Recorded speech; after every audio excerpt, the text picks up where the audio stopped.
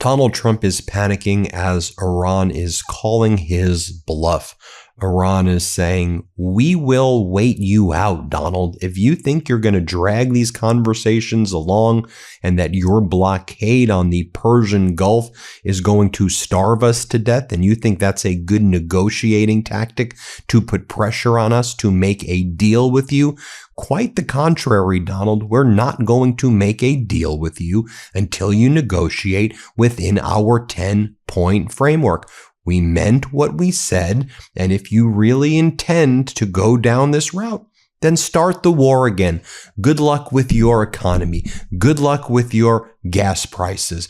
Good luck with your midterms. Iran realizes the domestic situation here in the United States, where Donald Trump's approval right now is worse than Richard Nixon's at the time that Richard Nixon resigned. Donald Trump is the least popular president ever in American history right now, and Iran just continues to mock him over and over again.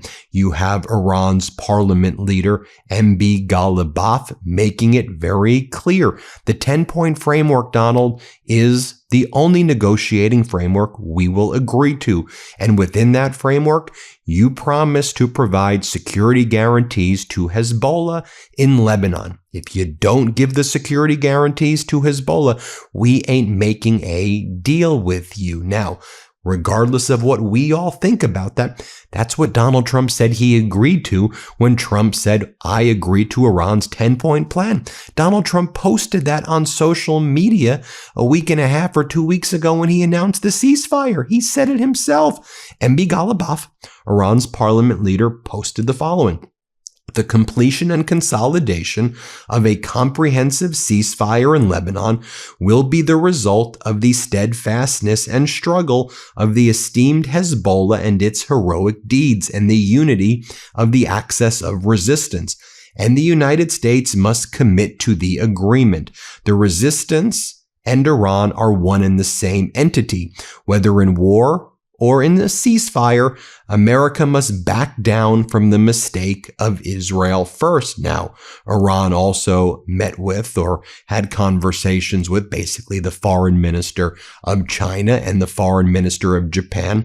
Iran's foreign minister, Araghchi, warned China and Japan of what Iran saying are the dangerous consequences of the U.S. posture in Hormuz. Iran's foreign minister, Araghchi, spoke Wednesday with his Chinese and Japanese counterparts, drop site rights, briefing both on regional developments following the ceasefire and discussing the economic and security consequences of the war. In his call with Chinese Foreign Minister Wang Yi, Araghchi warned of the dangerous consequences of the provocative positions and actions of the United States in the Persian Gulf and the Strait of Hormuz. He thanked Beijing and Moscow for opposing an unreasonable and unilateral U.S.-drafted UN security resolution on the conflict, is how Araghchi framed it. Wang Yi, Iran claims, praised Iran, praised the resistance and self-confidence of the Iranian nation, and affirmed China's readiness to support diplomacy toward ending the war. With Japanese Foreign Minister Toshimitsu Motegi, Araghchi said disruptions to Hormuz shipping are a direct result of the imposed war and called on all governments to adopt a responsible approach to prevent further escalation. Motegi expressed concern and said Japan is prepared to help reduce tensions. Araghchi also welcomed Pakistani Army Chief Field Marshal Asim Munir in Tehran, thanking Islamabad for hosting ceasefire talks and reaffirming the strength of bilateral ties. So Donald Trump basically begged Pakistan's Field Marshal Asim Munir, to take this trip to Tehran to try to bail Donald Trump out, because Donald Trump thinks that if he threatens, if he huffs and he puffs, that Iran is going to submit and surrender. Iran said, no, the 10-point framework is the 10-point framework. We're going to keep control over the Strait of Hormuz. We're going to enrich uranium. We're going to keep our ballistic missiles, our Shahid drones, and our FPV drones. You are going to give us security. You understand, Donald? You are going to give us security guarantees for Iran for Hezbollah, for the Houthis, and for our Shiite proxy groups in Iraq. And you're going to pay us reparations, and we're going to charge $2 million a ship if we want to, passing by the Strait of Hormuz. And your blockade and your threats aren't going to scare us. Donald, you know how you keep saying NATO is a paper tiger? That's because everything you say and do is projection. The world knows that you're the paper tiger, Donald. I mean, you are having guests over at the White House where you're telling them, oh, we don't want to continue the war anymore. We just got to put a little bit of pressure. Maybe I'll do some more social media posts and that'll do the trick and scare Iran.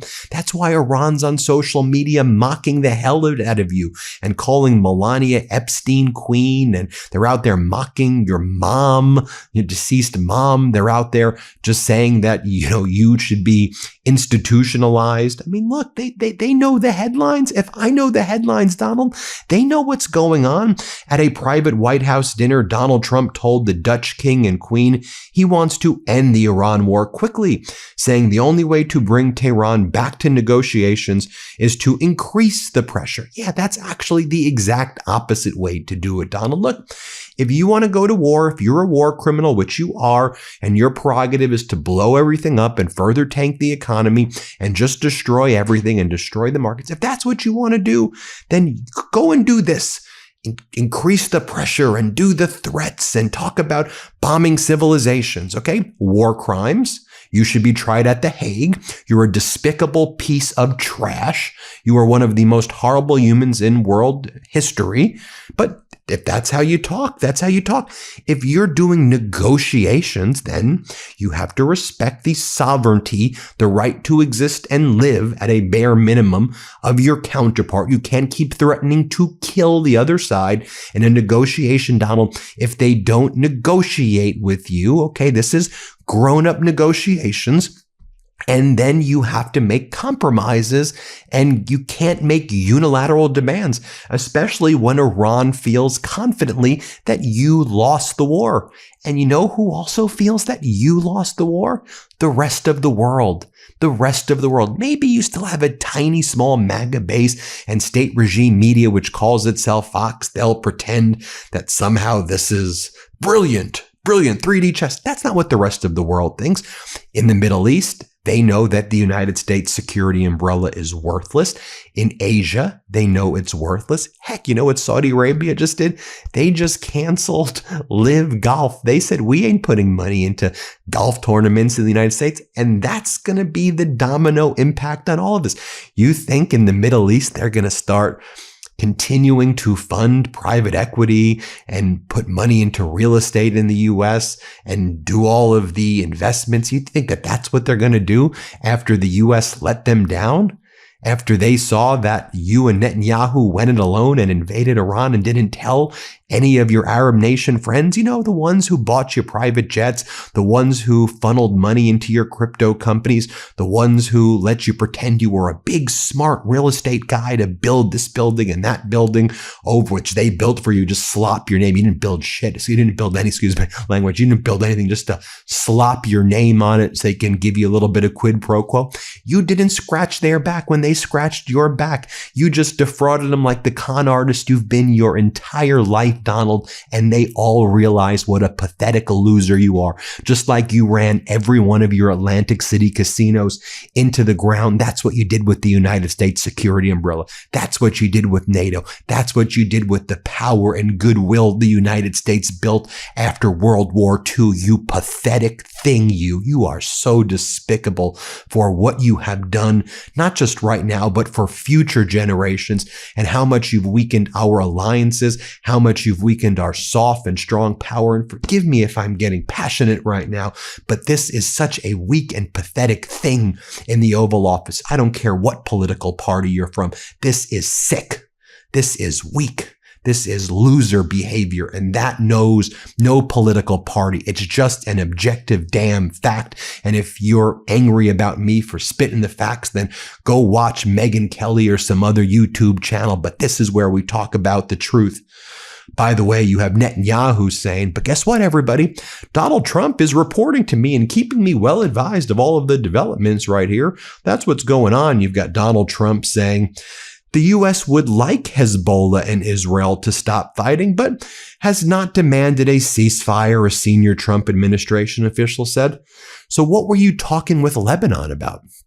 When the Lebanese government was over to the United States, well, what kind of conversations were you having? Because the 10-point framework you agreed to was a ceasefire for Lebanon and Hezbollah in Lebanon. Donald, that's what you agreed to. Now, again, we can all be like, why would he agree to that? I don't know, but he posted that he agreed to that. So that's why Iran thinks you agreed to that, bud. That's why.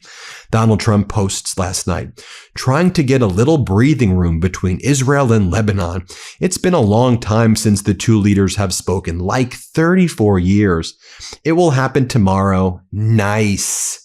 Nice exclamation point. Meanwhile, you have Iran's foreign minister spokesperson Esmail Baghei posting the unprecedented solidarity shown by Muslim nations and conscientious justice-seeking people across the region and around the world in support of the heroic resistance of the Iranian nation against the brutal U.S.-Israeli aggression is deeply appreciated. You think these people want to negotiate with you, Donald? I mean, you think that this is a crew that's just looking forward to backing down to your social media threats while they make AI Lego videos mocking Melania and mocking your family and mocking you and mocking your fake Jesus posts? Let's talk about a fact. This is what we do on the MeidasTouch Network. For years, as Gregory Brew explains in the Wall Street Journal article, talks about, for years, there was a pretty firm body of evidence to suggest that if you killed Ayatollah Khomeini and attempted regime change by killing the relatively pragmatic and cautious leadership in power in Iran before, you would clear the way for more aggressive Iranian Revolutionary Guard Corps dominated leaders of a new regime who would emerge in place of the people that you killed. That is precisely what has happened. Well done, everybody. The Wall Street Journal article is titled, "Iran's Regime Has Changed for the Worse." And what it talks about is the old national security chief, Ali Larijani, was killed by Donald Trump and his regime. You know who replaced him? A guy by the name of Mohammad Bagher Zalgadar, a former Revolutionary Guard commander with a very violent background. Before the revolution, Zalgadar was a leader of a guerrilla group that killed an American petroleum engineer. He was personally involved in the assassination of 2 policemen, according to a memoir he published in an Iranian Journal of History. He rose through the ranks of the Revolutionary Guard during the Iraq War. Later, he helped found the Quds Force, which specialized in training foreign militias to attack Iran's enemies, as well as another paramilitary group that specialized in violence against political opponents. His views are so extreme that one of his subordinates, Qasem Soleimani, the notorious Quds Force leader later killed by the United States, temporarily quit in protest, according to Vali Nasser, a Middle East-focused professor at the Johns Hopkins University, that Zalgadar was too extreme for Qasem Soleimani, who Trump killed back in January of 2020. Also, the Revolutionary Guard's new commander-in-chief, Ahmed Vahidi, is accused of participating in the 1994 bombing of a Jewish community center in Buenos Aires that killed 85 people and injured hundreds. He established one of the training schools for Iran's leaders, and he pushed a very, very, very extreme agenda. Khomeini's new military advisor, Moshe Raisi, is accused of the Buenos Aires attack, and as a commander of the Revolutionary Guard in the 80s, he implemented a strategy designed to topple Iraqi dictator Saddam Hussein, extending a disastrous war of attrition that the U.S. government says caused at least 250,000 deaths. So that's who you've now installed in power. And I could keep on going on, but hat tip to the Wall Street Journal for making that very clear. But what's Donald Trump focused on? Attacking the Catholic Church. That's his new move. You know, he's very angry at Pope Leo XIV and the American cardinals and bishops and priests for calling him out. So here's what Donald did, everybody. Here's what Donald did, because Donald Trump, when he posted himself as Jesus and claimed he was a doctor in the Red Cross, he didn't like that people were saying that's the most ridiculous story we've ever heard. He didn't like the fact that when he keeps posting photos of himself as AI Jesus or Jesus hugging him, that people are like, you are a blasphemous weirdo. And regardless of whether you're from this religion or that religion or no religion at all, we can all acknowledge, Donald, that you are just a despicable, vile thing, and that you go against any just value and virtue and principle of love, of empathy, regardless of religion, that we should all care about. So here's what Donald Trump's doing. The Trump regime has abruptly canceled an $11 million contract with Catholic charities to shelter and care for migrant children who enter the U.S. alone. The U.S. government has abruptly decided to end more than 60 years of relationships with the Catholic charities in the Archdiocese of Miami. The Archdiocese of Miami services for unaccompanied minors have been recognized for their excellence and have served as a model for other agencies throughout the country. So, yes, you're punishing the Catholic Church because you're a vindictive piece of but also you are now attacking unaccompanied minors because that's who you are as a leader in the Epstein class, covering up child sex trafficking rings. You are Epstein's bud. You are a sexual predator being found civilly liable, that is, for sexual assault. You're on audio tape bragging about sexually assaulting women. You're on audio tape bragging about going into locker rooms of girls naked and looking at their bodies naked because you said that you inspect them when you are the owner of beauty pageants. And then you also, as the head of the Epstein class, one of your first moves in the war in Iran is blowing up a elementary school with 165 little girls who you murdered. Let them haunt you each and every night. Let all of the victims of your war crimes, all of those young and old who you have tortured, who you have assaulted, who you have ruined their lives, let them haunt you, let them haunt your family, and let them haunt future generations of anybody who has supported this despicable behavior. Thanks for watching. Hit subscribe. Let's get to 7 million subscribers. Want to stay plugged in? Become a subscriber to our Substack at MeidasPlus.com. You'll get daily recaps from Ron Filipkowski, ad-free episodes of our podcast, and more exclusive content only available at MeidasPlus.com.